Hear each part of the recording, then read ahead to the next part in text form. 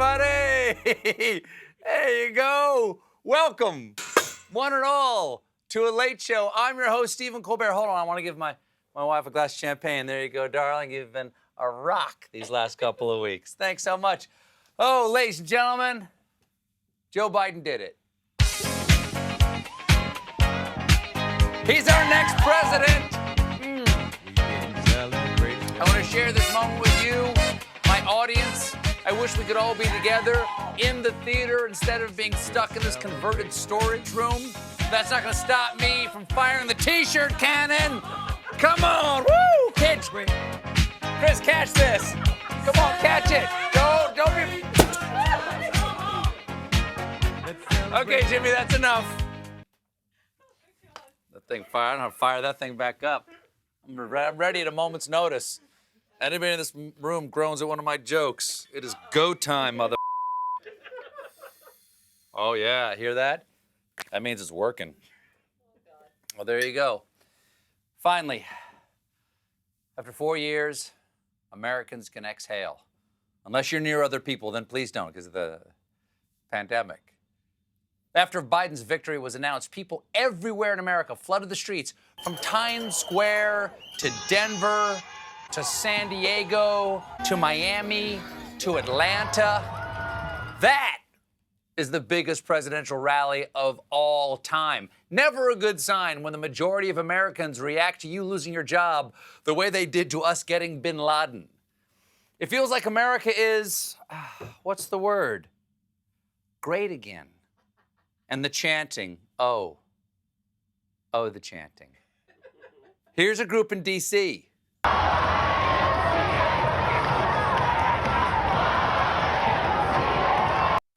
Perfect troll, both because the YMCA was Trump's big rally song and because after working for Trump, I think it's where Steve Bannon is living. Not to be outdone, this is what the celebrations looked like in L.A.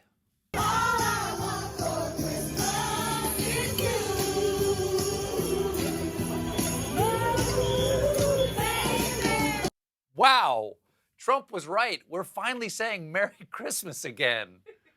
Hey, fun fact, this weekend, a song called Donald Trump hit #1 on iTunes, although Party in the USA is refusing to concede. And it wasn't just America. People took to the streets to celebrate in Canada, in Ireland, in India, the forest moon of Endor, Zion. People were singing in the rain, and ultimately, Trump Tower collapsed. Go back to the shadow, Donnie. Now, while I'm happy, I'm also ecstatic. And I'm also a little tired. And I'm a little concerned. We've got a raging pandemic, the biggest budget deficit in history, and we pissed off every country except those ruled by dictators. In short, our long national nightmare is different. So we can't be complacent. We have to put our heads down and keep doing the work starting tomorrow. For now, come on, Chris! Do the wave! Do the... All right, that's good. That's good. You know, that second one was coming. Second one wasn't in the script. It just said Steven dances.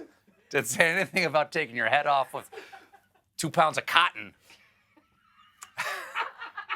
It's all love, baby. It's all love. After the good news was announced, President-elect Biden and Vice President-elect Harris took to the stage in Delaware. First up was Kamala Harris. This is a big deal. Harris is the first female vice president, the first black vice president, the first South Asian vice president, the first vice president to pull off a kick-ass all-white power suit. Though to be fair, for Trump, every suit is a white power suit. Harris acknowledged her place in history. The generations of women, black women,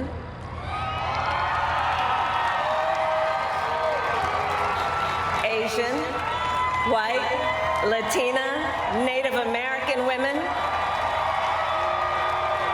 who throughout our nation's history have paved the way for this moment tonight. Women who fought and sacrificed so much for equality and liberty and justice for all. including the black women who are often, too often, overlooked, but so often prove they are the backbone of our democracy. What a testament it is to Joe's character that he had the audacity to break one of the most substantial barriers that exists in our country and select a woman as his vice president.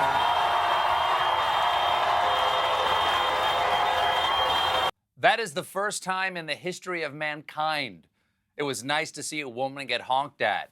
Hey, baby, way to shatter that glass ceiling. You look really good in that executive branch. Oh, yeah. Then she introduced the man of the hour, the vice so nice, he's going to the White House twice. It is now my great honor to introduce the President-elect of the United States of America, Joe Biden.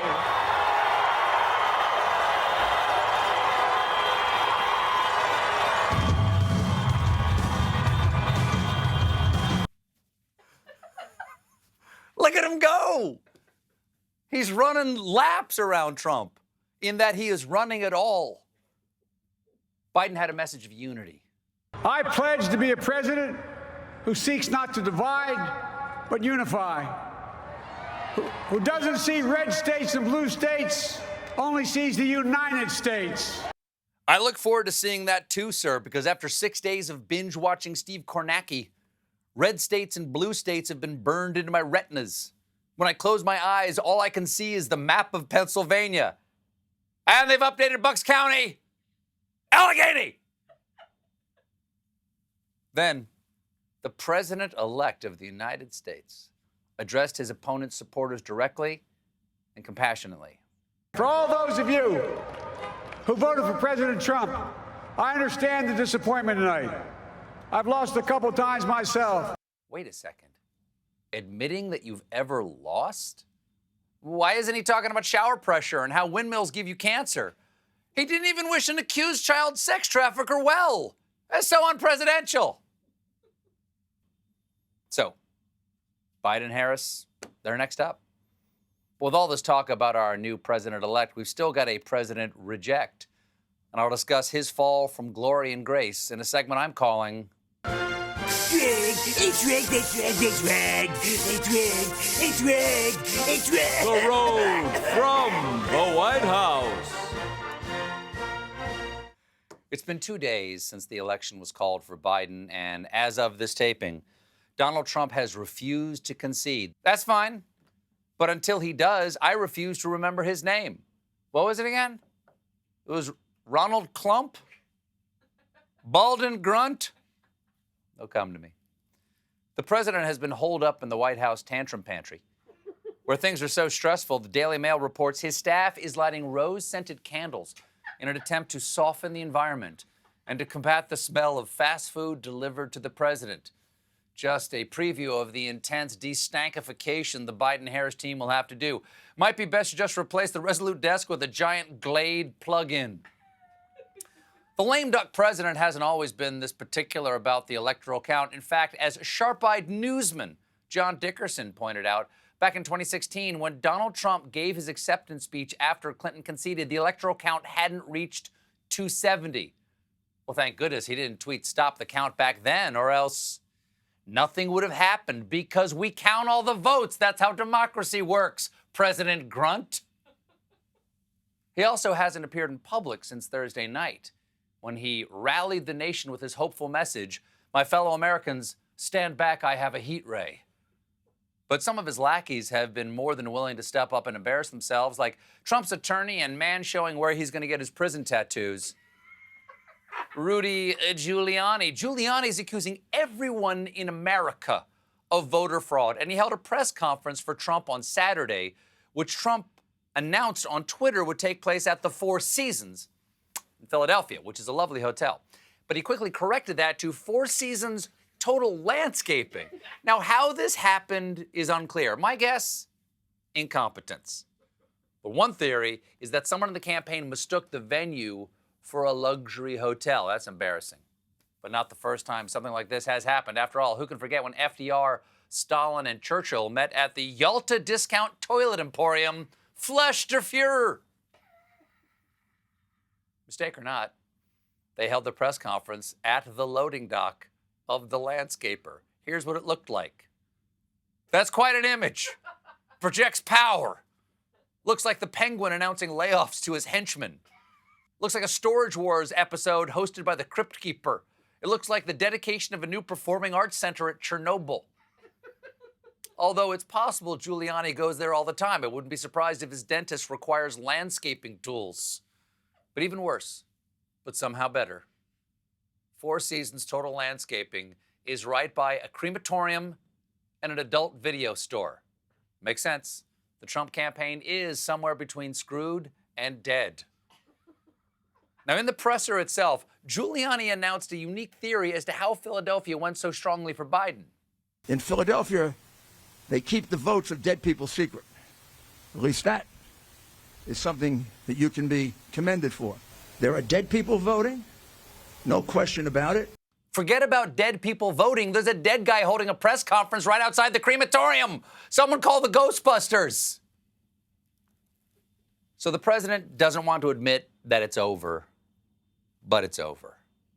And when he leaves, you know what I'm looking forward to? Sleep. But also the possibility that for the first time in 4 years, we'll be able to shift our collective focus away from him onto anything else. Maybe each other. Wouldn't that be nice? I mean, I got up this morning, I was walking on the steps, and I just felt all this available brain space. You know, it's not filled with anything else yet. It's just like a clean kitchen counter where something could be made if we're just not cluttering it up with that guy.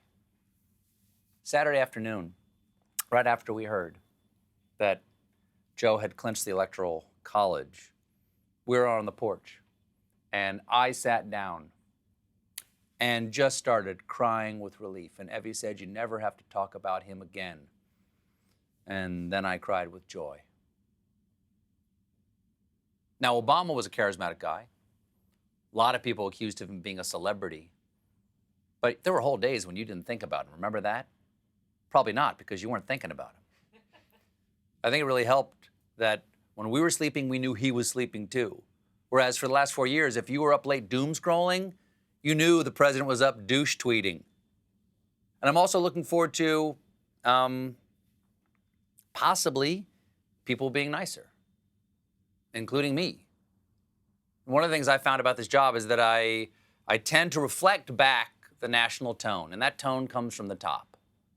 The president's only emotions are angry, look at me, and I'm angry, you're not looking at me. And because he was the only thing we were focused on for the last 4 years, and this is entirely my responsibility, I've done harsher jokes than I've ever done in my entire life. This is why they say don't wrestle with the pig, because you'll both get filthy and the pig likes it. And also, your pig impression really hasn't gotten any better in the last 4 years. But I'm mostly looking forward to the idea of knowing things again. The last 4 years have been an assault on objective reality. He doesn't want you to know anything. He doesn't want you to know what causes global warming, how many people showed up to his inauguration, what's in his taxes, how much his hair costs. By the way, Mr. President, how is that glued on your head? Well, I don't think science knows, actually.